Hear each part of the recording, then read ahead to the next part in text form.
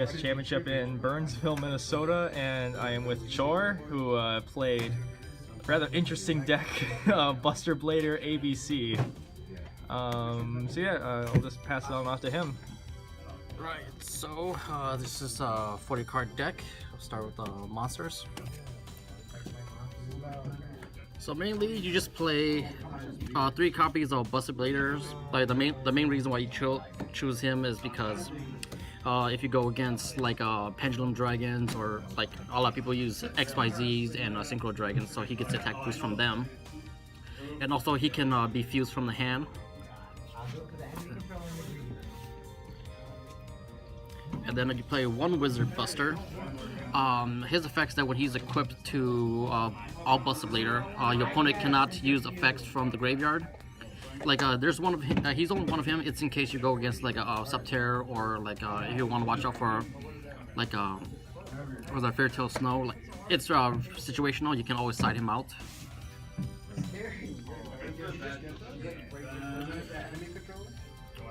2 Dragon Busters. Once if they're equipped, your opponent can no longer summon from the extra deck. They're also a 1-star tuner, so you can use them to go into Crystal Wing or Hot Red Archfiend Dragon Abyss.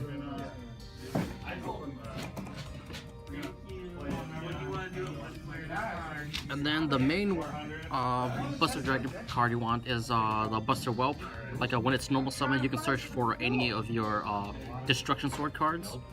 The main one you always usually go for is Prologue, but depending on the situation, you might go for the Fusion instead.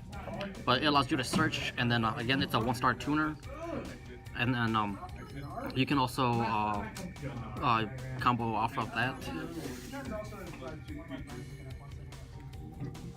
1 Yugioh for the usual combo that a lot of people play was to just cut your life points in half, summon him, and get a Fairy Dragon out. So it's a fairly common combo that's used. But once you get the Fairy Dragon out, you can go into Crystal Wing. 1 Supreme King for the usual combo that a lot of people use with Foolish Burial or Dragon Ravine or Dragon Shrine. That's a fairly common combo to get Fairy Dragon out too. 3 copies of Effect Violer, just so that you can negate. If you can negate at the right time, you can stop big combos. I've been able to make a lot of people end their turn just because I negate the monster right away.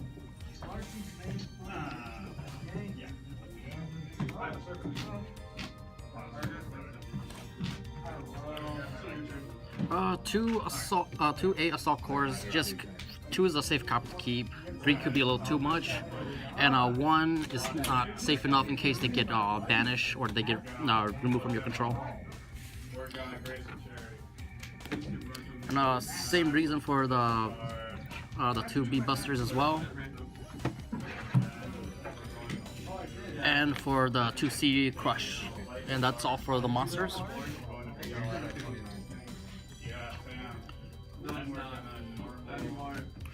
For the spells, you have 3 Terraforming to either search for Dragon Ravine or Union Hanger. Monster Reborn, because Monster Reborn, you could get your Abyss back, or you could get your Crystal Wing back, or you can get their Crystal Wing back. Foolish Burial, same deal with Dragon Ravine and with the Destrudo combos. Dragon Shrine, Foolish Burial for dragons. Destruction Swords Fusion. Like one of the biggest combo about that is that you can use your opponent's monsters to fuse for him. So if somebody takes control of your Buster Blader, or if your opponent has a dragon, you can actually fuse it on their turn, and it's also a quick play. And then on your turn, and once per your turn, you can discard 1 card to bring it back to your hand.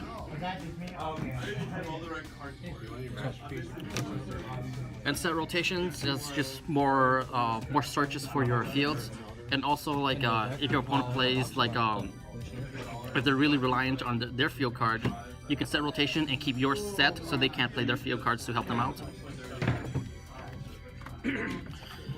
So charge for the endgame clutch if you need it, because it can come really in handy. If I'm under the rug, how can you scoop me out? This is yours too. Oh yeah. The 3 Dragon Ravines for the from the base combo where you discard 1 card, send Destrudo to the graveyard, and then summon him back to summon Fairy Tail Dragon. Just Fairy Dragon, not Fairy Tail. 3 Union Hanger for the Fairy Dragon combo, in which when you play it, you get a Union card, and then you're able to use Fairy Dragon's effect to special summon them, get it equipped. It allows you to go into your ABC faster, and you can also go into underclock with that.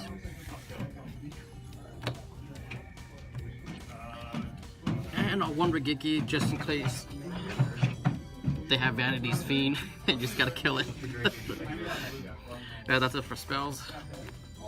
For traps, just 2 prologues, one of the most important traps. So what the prologue does is this is the main trap. This is the main card you search for with Buster Whelp. You set on your turn, and then on their turn, when you activate it, you discard a Destruction Sword card and a Buster Blader, and then you fusion summon the Synchro monster. You can also combo it off if you have like a Deco Talker out, where you can chain this off, and then you can chain your Destruction Sword memories and summon the Buster Dragon and the Buster Blader out at the same time. And 2 Destruction Sword memories, like it has a base effect in which when you set it down, and when you activate it, you discard a Destruction Sword card so that you can summon a Buster Blader from your deck to the field. I don't use it a lot, but like if the situation calls for it, you could use it. That's one of the reasons why I run it with Destruction Sword Fusion, because Destruction Sword Fusion if it's in the graveyard, you can discard 1 card and add that to the hand, and then activate this, and then discard Destruction Sword Fusion, so that you can summon your Buster Blader. It's just some more loopholes, ways around playing with card effects. And its main effect that you want to use it for is when it's in the graveyard, you banish it, and then you banish along with 1 Buster Blader and 1 Dragon, and then you summon your Buster Blader Fusion monster. And that's it for the traps. For the side deck,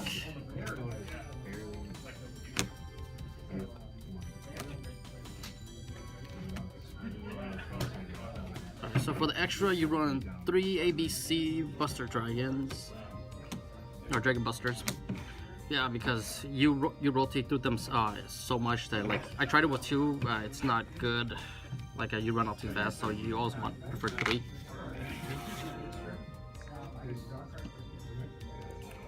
From Bujin's Tsukuyumi, that's like if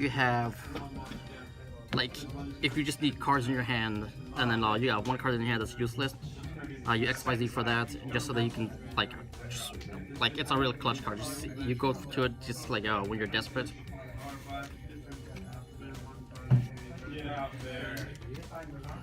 One Black Rose if you need to wipe the field.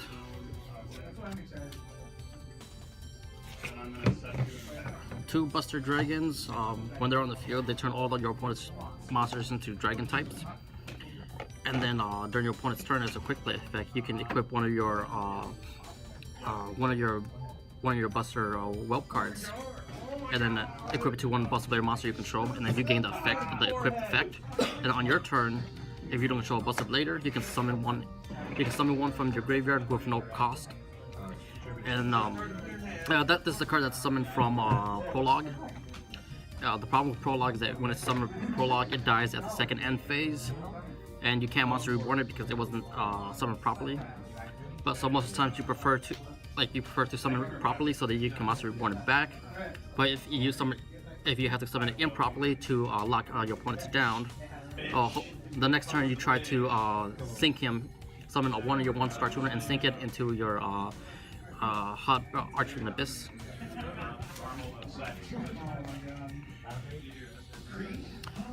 Deco Talker for base, just so that you can get your lock off. Underclock, you can use it for to hit over some of your opponent's strong monsters, or you can just use it to extend your combo. As if you're blocked, with a fairy dragon and one of your union buster cores.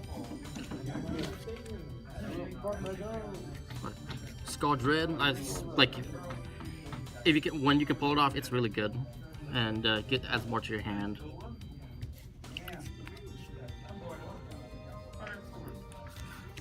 Crystal Wing, like it's a good boss monster. Like if you can open with Crystal Wing, your opponents will have to use resources to take it out, and then you still have more resource to go to your other boss monster like ABC Dragon Buster or your Buster Bladers. It's Ancient Fairy Dragon, very common combo that people use, and it's a 7-star, so then you can use it to.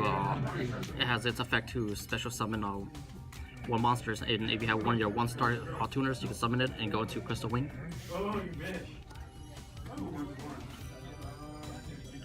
And Hot Red Dragon Archfiend Abyss, very good card. Like if you can get him out, he can protect you really well. Like he's able to, like if you attack, you haven't used his effect yet. Like when his effect is it's a quick play once per turn. You can target one card on the field and you can negate its effect until the end of the turn. So if you negate Minerva's effect and you killed it, her additional effects to destroy does not trigger because her effect remains negated regardless of where she is. And it can also protect you from evenly matched. So if there's something you're worried about, or like you're worried about like a Regeki, like it's a good protect card. And then when it inflicts damage, it also allows you to special summon a 1-star tuner from your graveyard back to the field in defense mode. And 2 copies of Buster Blader. The main thing about this one is that like he can only be fusion summoned, so you can't monster reborn him back, which sucks. But he gains 1000 attack and defense for every monster on your opponent's field and graveyard. And all dragons that your opponents control goes to defense mode. And all dragons in your opponent's possession cannot activate their effects. So that means your opponent's hand, extra deck, graveyard, field, like anywhere, as long as your opponent possesses those dragons, they can't activate their effects. And then since they can't activate the effects, they can't even pay the cost to use it. And then it can even prevent XYZ. There are some pendulum dragons that when they get destroyed from battle, their effect triggers to place them on the pendulum zone. Buster Blader will prevent that. And that's all. Alright, so pretty much how did you do the entire day? What was your record and everything? I think my record was like 2 wins, 2 losses, and 1 draw. My losses were kind of funny. Like the times I lost against one match was because I drew 5 monsters, like my first hand. So the turns I didn't and then my first game I drew 5 monsters, then I lost. And then turn 2, I had a normal hand and I went first. I won. Third turn, I pulled 5 monsters again. Like it was just like I couldn't. Like I think I have less monsters than I have. I have less monsters than I have spells or traps, but I still pulled 5 of them. So it was just unlucky for that one. Another one, I went against Monarch. I got turned 1 Vanity's Fiend. I just couldn't get over that. And then when I tribute summoned for my Buster Blader, he actually summoned Judgment Knit. So yeah. And then when I went first against him, I got my field up, and he couldn't hit through it. So I just controlled the board after that. I went against one other Pendulum Magician. I lost because he first turn burned me for 8,000, so I didn't even have a chance to fight back on that one. Yeah, so it's pretty good. Like I just gotta play around with it. Like the hardest part about this deck is knowing what to side out for what. Right, that's the biggest problem I faced with this. Like I didn't know which to side off against the opponent I was going against, because a lot of the cards I have in here are still search cards. Yeah, so like it will make me run smoother, but I need some cards to put in to at least counter my opponents a little bit. So that's the hardest part, but like it's pretty good. I plan to play around with it a little bit to see if I can make better, and it's all about experience too, like seeing learn how to counter specific types of decks. That's Alright. So yeah, hope you guys enjoyed the video. If you have any comments and questions about Chor's deck, leave that down in the comment section below. Yep, please leave a like, comment, subscribe, and we should see you all in the next video. Have a nice day.